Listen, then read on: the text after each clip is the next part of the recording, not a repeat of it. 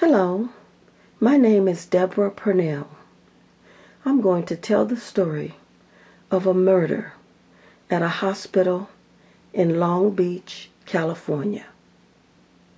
It is a tragic, true story of God-forsaken hospital administrators who intentionally committed murderous acts, civil rights violations, to end the life of my dad after their hospital respiratory therapist ripped open his throat during a routine mucus suctioning procedure.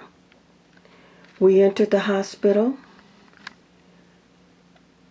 with pneumonia symptoms. My dad had pneumonia symptoms. His symptoms were supposed to be so slight that the emergency room doctor asked, after a brief examination, did I want to take him home for treatment instead of having him admitted. These are the bed sores that my dad had when he left that hospital. When he arrived, he had a rash on his buttocks.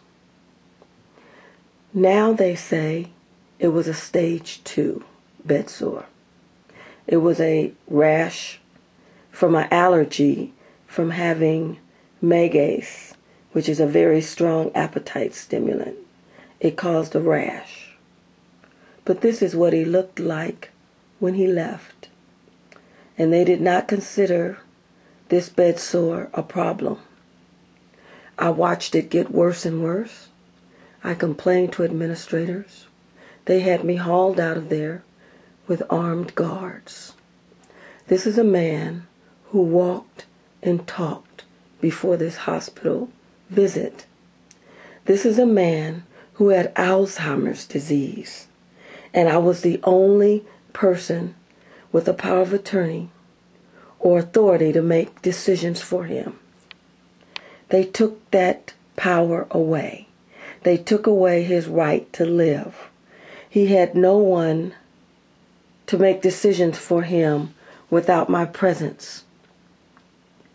They decided, after the respiratory therapist ripped open his throat and he went to ER and was bleeding and so forth, that it was less expensive for them if he would die.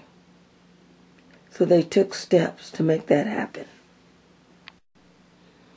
Murder is defined by Webster as the unlawful killing of one human being by another with premeditated malice to kill unlawfully, brutally, or inhumanly. According to Webster's definition, the officials at that hospital brutally murdered my dad after one of their respiratory therapists ripped open his throat during a routine suction procedure, which caused him to bleed profusely, causing his kidneys to fail, a huge bed sore to grow, and numerous other life-threatening medical conditions. Prior to the Respiratory Therapist Act, we were getting ready to go home. My dad had been treated for pneumonia for approximately 3 weeks, and the doctor had said we would be going home in a day or two after he practiced walking with the physical therapist. The physical therapist, because he was swollen, they had given him IV fluids, which caused him to swell. So the physical therapist had just finished sitting him up on the bed by himself, and he said the next day they would go for a walk. But the respiratory therapist came in. She talked about having over 20 years experience. She held his nose closed, and she started jamming the small tube in his throat until blood gushed out everywhere. The officials at that hospital decided, after my dad was rushed to intensive care, decided that they wanted to take over the decisions for his medical care so that they could allow him to die. I fought him having to die since he was walking and talking when he arrived. And they injured him. They put him in a life-threatening position.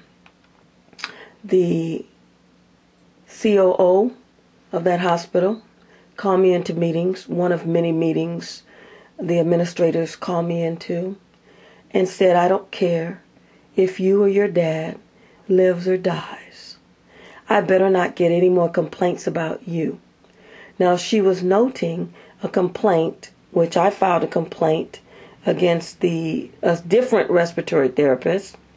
He was jamming the tube in my dad's mouth as he was arguing with me. And I knocked his hand away. And I told this lady that if I saw an offense against her child, I would do the same thing. I would intervene and stop that aggressor. And she said, thank you. But as far as your dad is concerned, I better not get any more complaints.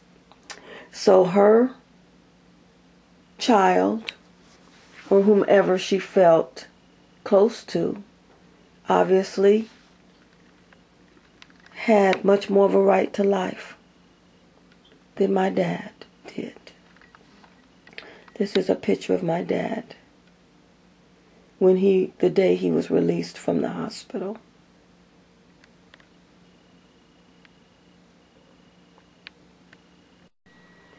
This is what my dad looked like shortly after the respiratory therapist ripped open his nose and throat. He was bleeding profusely, just buckets of blood coming out of the nose and the mouth. And because of her ripping his throat open during a routine suctioning procedure, and being in intensive care more than 2 weeks, it caused his kidneys to fail. When my dad arrived at that hospital, his kidneys were fine. He was not on dialysis.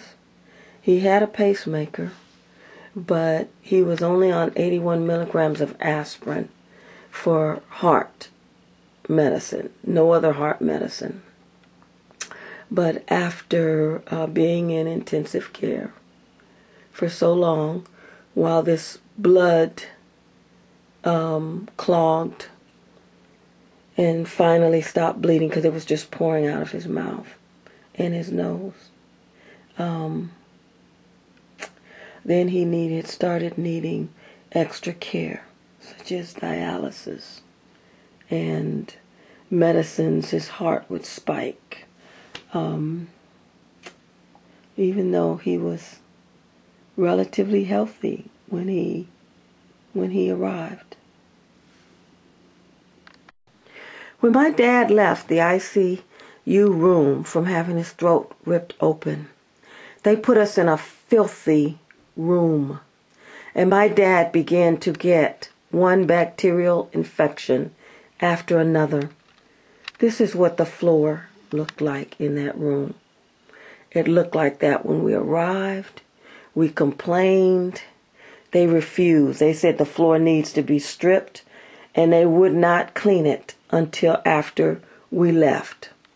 It was just filthy. And it may very well have been part of the cause of him getting one bacterial infection after another. He would get a bacterial infection, they would treat it, and then that particular bacterial infection would go away. As a matter of fact, even though there were signs to gown up, put on a gown, the doctors almost never gowned up. So whatever it was, it wasn't enough for them to wear gowns. They didn't wear gowns. They put on gloves, and some of them didn't even put on gloves. So, but to be in a place that was filthy like that. The floor was filthy like that all over the floor. They would damp mop it on a daily basis, and it wouldn't touch that filth, that deep core filth. It did nothing for it. Finally, one of the doctors said to change the filthy curtains, but I said, well, what are you going to do about the floor? He said nothing and just walked out.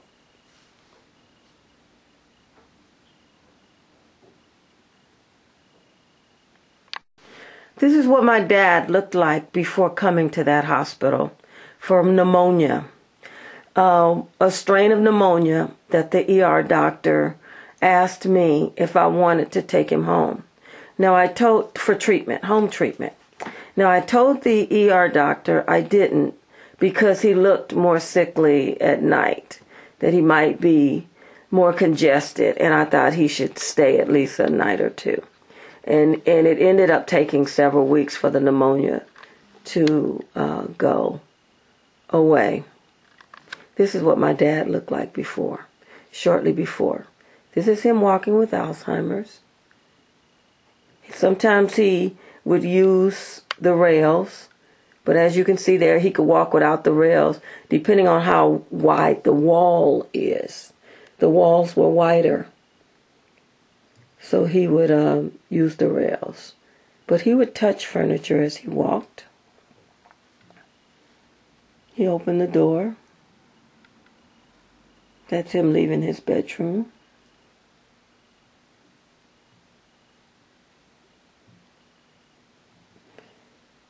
That's him sitting at the table. And that's him walking into a room.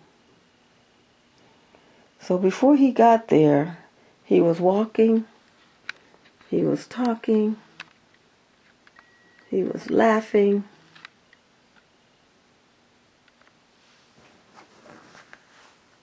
He went there for a simple pneumonia.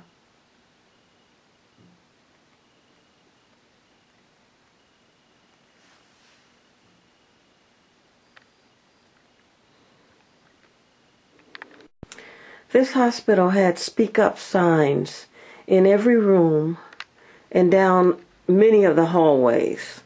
The signs say, speak up if you see anything. It's your relative. Speak up. They had these signs in Spanish and in English. They had report safety concern signs. But the truth is, if you did speak up, they saw you as the enemy. They actually said, how dare you talk to my nurses? And some of the nurses were angry when they came in. They told them that. And one of the many meetings that they hauled me into with the administrators, I told them, you guys are telling those nurses bad things because they come in angry. They come in with their voices raised. They come in roughing up my dad. They come in shaking him hard. I had nurses knock into me several times. I even had filed written complaints against a couple of those nurses for pushing on me, and they left bowel movement on them, on my dad, and just numerous violations of a person's rights and protections to quality care. And when you did speak up, you became their enemy, and they decided I was their enemy, and eventually they had me hauled out of there. They would leave my dad. Are you going to suction him? He can't breathe. He would turn up with scars on his face, scars on his head. And when I reported that, look at these scars on his head, the nurse that did it, the male nurse that did it, laughed. I talked to the supervisor right in front of him. He said nothing. She said nothing. They were amused by the abuses of their nurses. They fed certain nurses. They had to be mean anyway to do things like that, to rough up a senior citizen. He had Alzheimer's, so he couldn't tell on them. I have recorded messages on recorded tapes where they said, we're taking away your dad's rights. We're taking it over, like he was some stray animal found on the street. Even one of the doctors said, he's a human being. You cannot make decisions for him when his daughter is right here. They would have me crying in the hallway because they would not allow me to see my dad. And there was one patient, she ended up becoming deceased there. She had over 100 people in the waiting room to visit her. They came from locally, they came in from Mexico, and the young lady who was organizing the visitation, which they would see her 4 to 6 people at a time, day and night, just coming in and out. All my dad had was me to come see him, and they'd have me escorted out. She said, "You want me to speak up for you? Just young girl, just wonderful. I have her name and number. The way they're treating you, you can't even go in with your dad." And I would just sit there and hold his hand. Most of the time, I didn't even turn on the TV. I just sat there, and they said, you get out. That's what they did to me. They took away his rights to protection. He didn't have the same. I told them he has the same rights as a child has. You cannot force a parent out when a person cannot report what you're doing to them.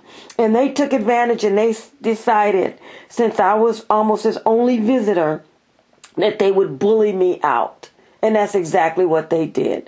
And I have recorded messages where they said, yes, we are taking over the decisions for his care. So they took his civil rights away because I insisted that he live. He was living, he was walking, he was talking when he arrived there. And for them to be the ones to injure him and decide it's cheaper for him to die than for us to pay for his rehabilitation, so we're going to take steps to end his life, is murder. And that's why I say it's murder. It's cruel. It's inhumane what they did. It was against the law what they did. My dad would come up with bruises. They'd have me escorted. By morning, when they let me back in, he'd have bruises, like that bruise on his face, that bruise on his head. That's in ICU. And they were just cruel. Just cruel. And I was afraid for his life. One of the administrators said he needs to be put out of his misery. Like a dog on the street.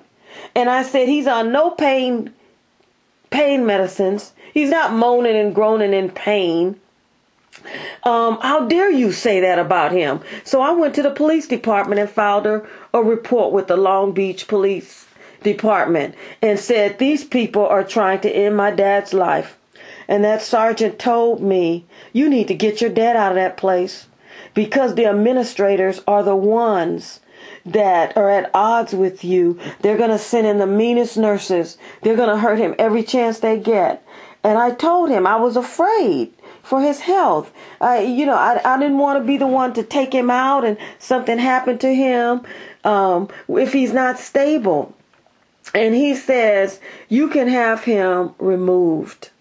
And I still was afraid for a long time. As long as he was in ICU, I didn't do anything until I saw that bed sore. That's a nurse's hand right there. That's approximately 9 days before he passed away. She wasn't supposed to show me because they were forbidden from allowing me to see it.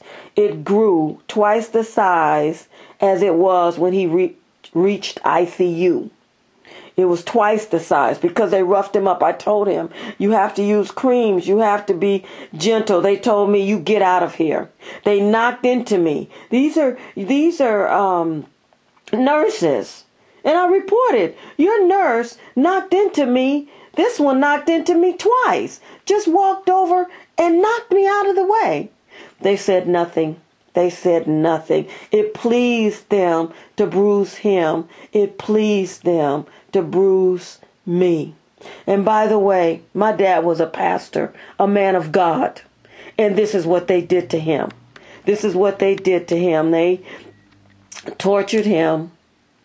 And finally, when he went from ICU, the doctor said he was going to go to a monitored room.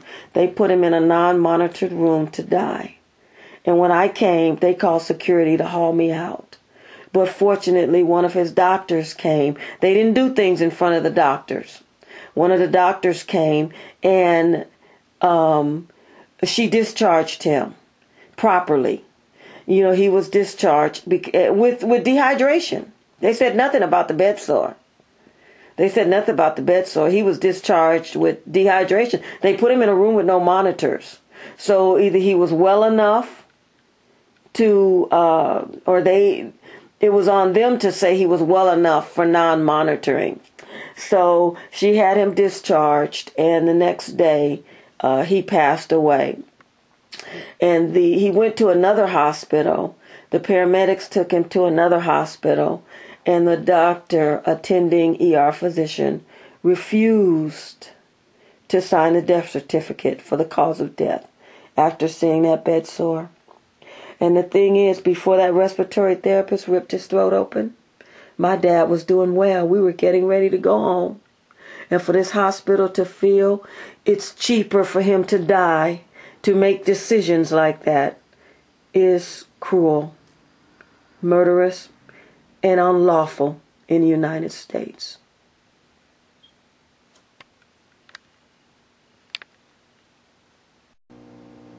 For questions or comments, please contact us at eugene.e.purnell@gmail.com or write us at Deborah Purnell, P.O. Box 642583, Los Angeles, California 90064. We welcome your comments and suggestions. Thank you.